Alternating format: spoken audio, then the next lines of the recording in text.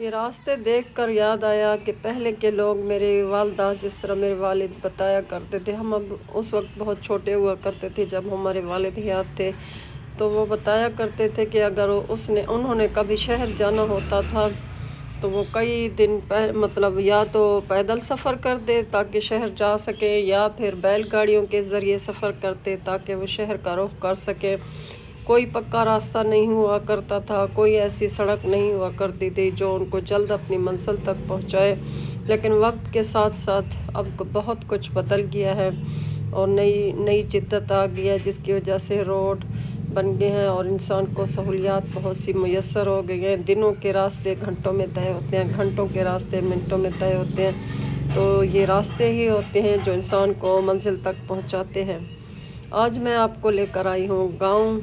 ये मेरे अपने रिश्तेदारों का गांव है। मैंने कहा थोड़ा सा आपको यहाँ का विज़िट दूँ। ये बहुत खूबसूरत और प्यारा गांव है और यहाँ मैं आप लोगों को दिखाऊं कि गांव की खूबसूरती अपनी जगह पर होती है, लेकिन उसके साथ साथ बहुत सी मुश्किलात भी जुड़ी हुई होती हैं। आजकल गांव बहुत माशाल्लाह खूबसूरत हो गए हैं, लेकिन ये लोग मतलब बहुत सादा ज़िंदगी बसर करते हैं और आज भी उसी चीज़ को लेकर चल रहे हैं। ये जो पतलियों का छत है, ये पतलियों, ये जो नहीं होती है पतलियाँ, उसके साथ और बांस के साथ बनी हुई ये छत है, जो कि गर्मियों में ठंडी होती है और सर्दियों में गर्म हो जाती है। कच्चे कमरे होते हैं और इसके हवा वगैरह के लिए जिस तरह हम लोग शहरों में वेंटिलेशन वगैरह का इंतज़ाम करते हैं, तो इन लोगों ने ये देखें, ये दो सुराख किए हुए हैं दरवाज़े के पास और इस साइड में, ताकि यहाँ से हवा क्रॉस हो और गर्मी और सर्दी में मौसम नॉर्मल रहे और अच्छा रहे, रोशनी का इंतज़ाम भी होता रहे। ये छत बहुत प्यारी लग रही थी, बहुत खूबसूरत थी। और बिजली के लिए इन लोगों ने सोलर सिस्टम लगाए हुए हैं, जिनसे ये पंखे वगैरह चलाते हैं। बिजली का कोई ख़ास इंतज़ाम नहीं है। ये गांव के चूल्हे हैं, यहाँ पे ये लोग सालन रोटी बनाते हैं। और ये जो आप देख रहे हैं, ये बर्तन रखने की जगह है, कितनी खूबसूरती से बनी हुई है। यहाँ पे दरख्त भी हैं जो कि मुख्तलिफ इन लोगों ने अब काश्त किए हुए हैं, खाने पीने फ्रूट वाले दरख्त हैं। इन्होंने कहा कि बहुत अरसा लग गया, लेकिन कभी कभार इन पे फ्रूट आते हैं। कोई ख़ास मतलब जल्दी जल्दी फ्रूट वगैरह नहीं आते, लेकिन इनके सहन की जो खूबसूरती है वो बढ़ गई है।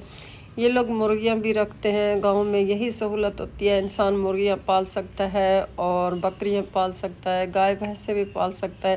ये इनकी मतलब जिस तरह हम गोश्त वगैरह के लिए वो करते हैं बसारों का, ये जो फार्मी मुर्गियाँ खाते हैं ये लोग, फिर देसी मुर्गियाँ खाते हैं। ये तंदूर भी इन लोगों ने लगाए हुए हैं, क्योंकि तंदूर की रोटी का अपना एक मज़ा होता है और इसकी ठंडक भी होती है, तासीर भी, मतलब रोटी की ठंडी होती है। और नलके शलके इनका सब कुछ, पानी ओरिजिनल देखें, साफ़ सुथरा पानी नलके से निकाल के पीते हैं। उसकी वजह से, पानी की वजह से जो बीमारियां फैल रही हैं वो भी इनको नहीं लगती और ये लोग तादेर तंदुरुस्त रहते हैं। इनकी उम्रें लंबी होती हैं, उनकी सेहत बहुत अच्छी है, क्योंकि ये बहुत मेहनत करते हैं। आइए आपको बाहर का विजिट भी दूं कि इन लोगों ने क्या क्या फसलें काश्त की हैं बाहर।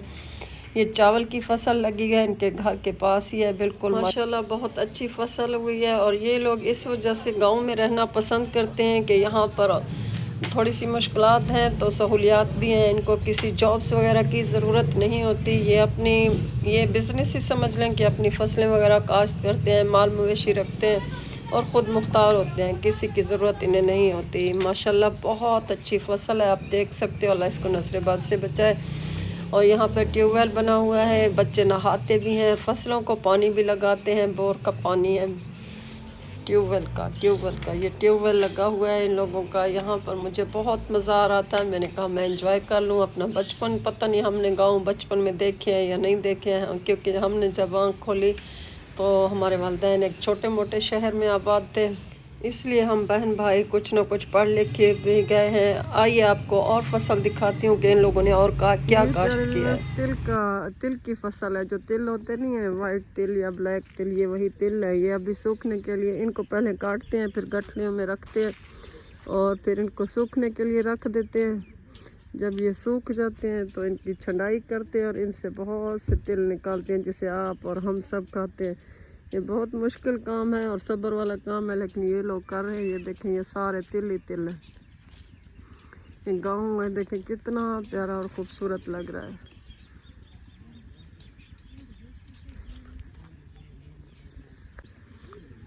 ये देखें, ये तिल छंटाई के बाद अभी इसको छलनी वगैरह लगेगी, ये तिल साफ़ होंगे और मार्केट तक जाएंगे। और ये बोल रहे हैं कि रेट इनके बहुत कम है, रेट थोड़े से प्लीज़ बेहतर करें। ये 10,000 रुपये मन के हिसाब से बिकते हैं, ये वाला तिल बिकता है।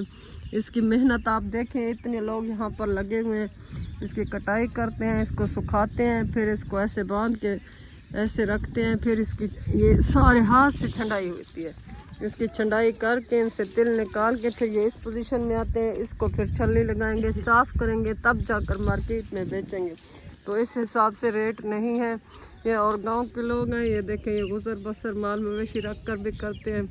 फसलें माशाल्लाह शानदार हैं, अल्लाह सैलाब से बचाए, मुसीबतों से बचाए। अभी तो अच्छी ठहरी हुई है। ये चावल की धान की फसल लगी हुई है, अभी यहाँ फ्लड वगैरह कुछ भी नहीं है, आगे भी अल्लाह खैर करे।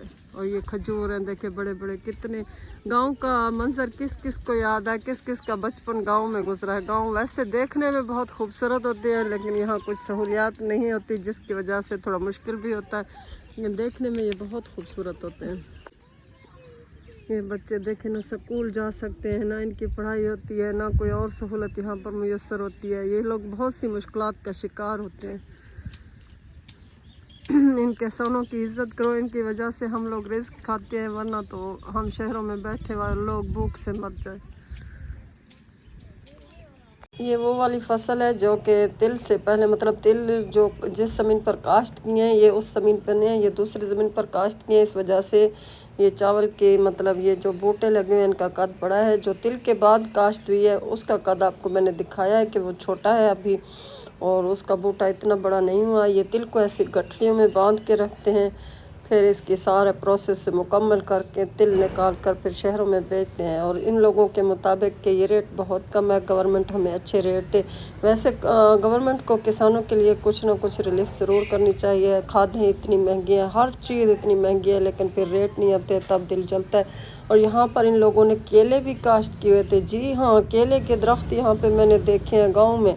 ये देखें कितना अच्छा दरख्त है। मैंने इस भाई से पूछा तो उसने कहा कि हमारे पास स्प्रे वगैरह नहीं है। मैंने कहा अल्लाह के बंदे थोड़ी सी स्प्रे कर लो ताकि आप लोगों को यहाँ से भी कुछ ना कुछ मिले। और ये माल मवेशी, ये गांव का मंज़र बहुत खूबसूरत था। मैंने बहुत इंजॉय किया, मुझे बहुत मज़ा आया गांव जाके, मेरा मूड बहुत अच्छा हो गया। और मुझे अपना बचपन याद आया, मुझे अपने माँ बाप याद आए जिन्होंने इस गांव में, मतलब ऐसे ही गांव में अपनी ज़िंदगी गुजारी है। ये ट्रैक्टर ट्राली पर लकड़ियां देख रही हैं कि ये अभी से सर्दियों की तैयारी जारी है। ये लोग अभी से लकड़ियां काट के रखते हैं ताकि सर्दियों में इनको जला सकें।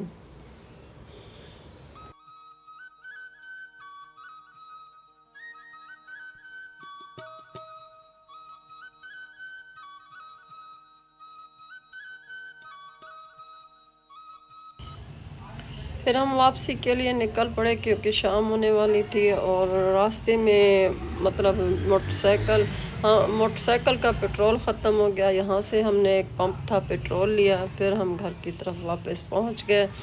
आप लोगों को आज की वीडियो कैसी लगी ज़रूर बताइएगा। अगर अच्छी लगे तो लाइक और कमेंट लाजमी कर दीजिएगा ताकि मैं आप लोगों के लिए मज़ीद अच्छी वीडियोज़ ला सकूँ।